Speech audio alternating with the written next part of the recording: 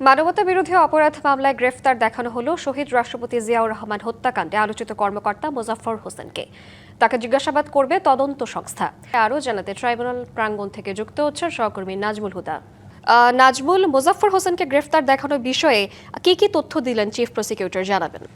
যে কিছুক্ষণ আগেই চিফ প্রসিকিউটর হামিদুল ইসলাম তিনি আমাদের সঙ্গে কথা বলেছেন, তবে তার আগে আমরা দেখেছি যে আন্তর্জাতিক অপরাধ ট্রাইব্যুনাল দুয়ে আসলে যেই মোজাফফর হোসেন যিনি ৪৫ বছর ধরে পলাতক ছিলেন জিয়া হত্যা মামলার অন্যতম আসামি, তবে তাকে আসলে ট্রাইব্যুনালে মানবতা বিরোধী অপরাধের মামলায় আসলে তাকে ট্রাইব্যুনালে আজকে হাজির করা হয়েছিল সকালে, এবং আমরা দেখেছি ১:৫টার দিকে তাকে ট্রাইব্যুনালের ইজলাসে তোলা হয় এবং সে সময় চিফ প্রসিকিউটর তিনি আসলে শুনানিতে তিনি বলেন যে তাকে আসলে গ্রেপ্তারের মানবতা বিরোধী অপরাধের মামলায় তাকে আসলে গ্রেপ্তার দেখানোর আবেদন জানান এবং সেই আবেদনটি আসলে মঞ্জুর করে প্রসিকিউশন। পাশাপাশি তাকে জিজ্ঞাসাবাদের অনুমতিও চাওয়া হয় এবং তাকে জিজ্ঞাসাবাদের জন্য আসলে 2 দিন সময় দেন ট্রাইব্যুনাল।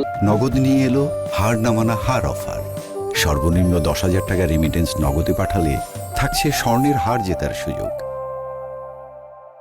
এবং এই 2 দিন আসলে তার বিরুদ্ধে যেসব অভিযোগ রয়েছে মানবতা বিরোধী অপরাধের মামলায় চিফ প্রসিকিউটর যদি আমাদেরকে জানিয়েছেন যে 24-এর গণঅভ্যুত্থানে আসলে তার মানবতা বিরোধী অপরাধে জড়িত থাকা বা পরিকল্পনার সঙ্গে তার সংশ্লিষ্টতা থাকার তথ্য তারা প্রাথমিক তথ্য তাদের তদন্ত সংস্থা পেয়েছে এবং সেগুলো আসলে আরো তদন্ত করা হবে। এর বাইরে বিগত 16 বছর ধরে কি কি অভিযোগ তার বিরুদ্ধে রয়েছে মানবতা বিরোধী অপরাধের ক্ষেত্রে, তো সেই বিষয়গুলোই আসলে তার থেকে আসলে জিজ্ঞাসাবাদে সেগুলো আর জানা হবে এবং জানানোর পরে আসলে পরবর্তী প্রক্রিয়া কি হবে, কি কি অভিযোগের উপরে তার বিচার হবে সেই বিষয়টি আসলে নিষ্পত্তি করা হবে, এটি আমাদেরকে চিফ প্রসিকিউটর জানিয়েছেন।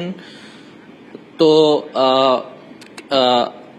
এই বিষয়ে আমরা আরো পরবর্তীতে হয়তো আপডেট দিতে পারবো। পরবর্তী জিজ্ঞাসাবাদের পরে নতুন কি তথ্য রয়েছে, কি তথ্য পেলেন চিফ প্রসিকিউশনের পক্ষ থেকে বা তদন্ত সংস্থার পক্ষ থেকে। শ্রাবন্তী। নাজমুল, আপনাকে ধন্যবাদ।